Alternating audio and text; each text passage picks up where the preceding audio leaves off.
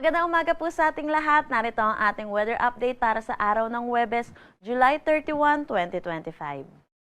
Wala naman tayong minomonitor na anumang bagyo or low pressure area sa loob at labas ng ating Philippine Area of Responsibility na may posibleng makaapekto dito sa ating bansa sa mga susunod na araw. Pero patuloy pa rin ang pag-iral ng southwest monsoon or habagat dito sa buong bansa natin. Pero inaasahan natin na babawasan na rin po yung significant rainfall na dala nitong southwest monsoon sa malaking bahagi ng ating bansa. Pero inaasahan pa rin natin possible po rin mo yung mga moderate to heavy rains, lalo na dito sa may extreme northern Luzon.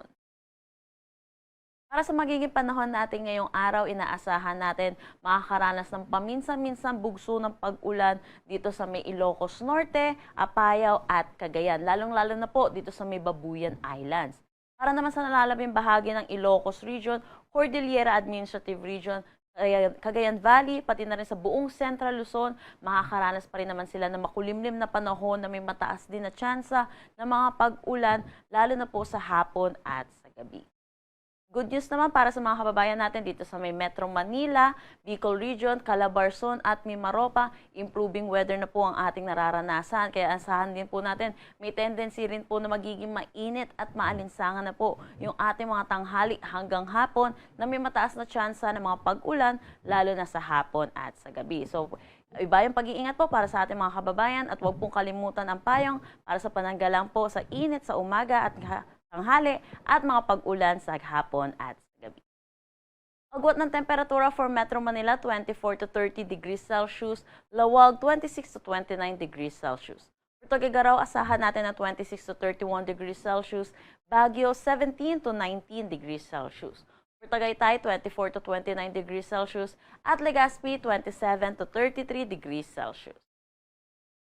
Para naman dito sa may Palawan, Visayas at Mindanao, inaasahan natin maaliwalas pa rin ang kanilang panahon, pero asahan din po natin yung mataas na tsansa ng mga pag-ulan pagdating sa hapon at sa gabi. So ugaliin po natin i-check yung panahon.gov.ph para sa mga nilalabas po natin thunderstorm advisory.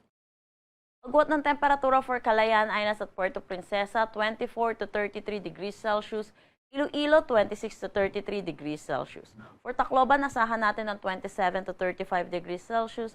Cebu, 27 to 33 degrees Celsius. Cagayan de Oro, 24 to 34 degrees Celsius. Zamboanga, 25 to 34 degrees Celsius. At Davao, 26 to 33 degrees Celsius. Meron pa rin naman tayong nilabas na Weather Advisory number 63 kaninang 5 a.m. hinggil sa possible na maging ulan neto ng southwest monsoon natin. Inaasahan natin ngayong araw, posible pa rin po yung 50 to 100 millimeters of rain, lalong-lalo na dito sa may Ilocos Norte, Apayao, Cagayan, lalong-lalo na po dito sa may Babuyan Islands. So, iba yung pag-iingat po para sa ating mga kababayan dahil sunod-sunod na araw na rin po tayong nakakaranas ng mga pag-ulan. Pero inaasahan po natin sa mga susunod na araw, improving na rin po ang weather dito sa may Northern Luzon at mababawasan na rin po ang mga pag-ulan. Wala na tayong nakataas na anumang gale warning sa anumang seaboards ng ating bansa. Pero iba yung pag-iingat pa rin po para sa ating mga kababayang mangingisda at may mga sasakyan maliit pandagat. Tuwing may thunderstorm po, may tendency din po na tumaas ang ating mga alon at lumakas ang mga hangin. Ang sunrise mamaya ay 5:39 a.m. at ang sunset mamaya ay 6:26 p.m. Para sa karagdagang impormasyon, bisitahin ang aming mga social media pages at ang aming website pag-asa.dost.gov.ph. At yan po muna ang latest dito sa Pag-asa Weather Forecasting Center. Chanel Dominguez po at magandang umaga.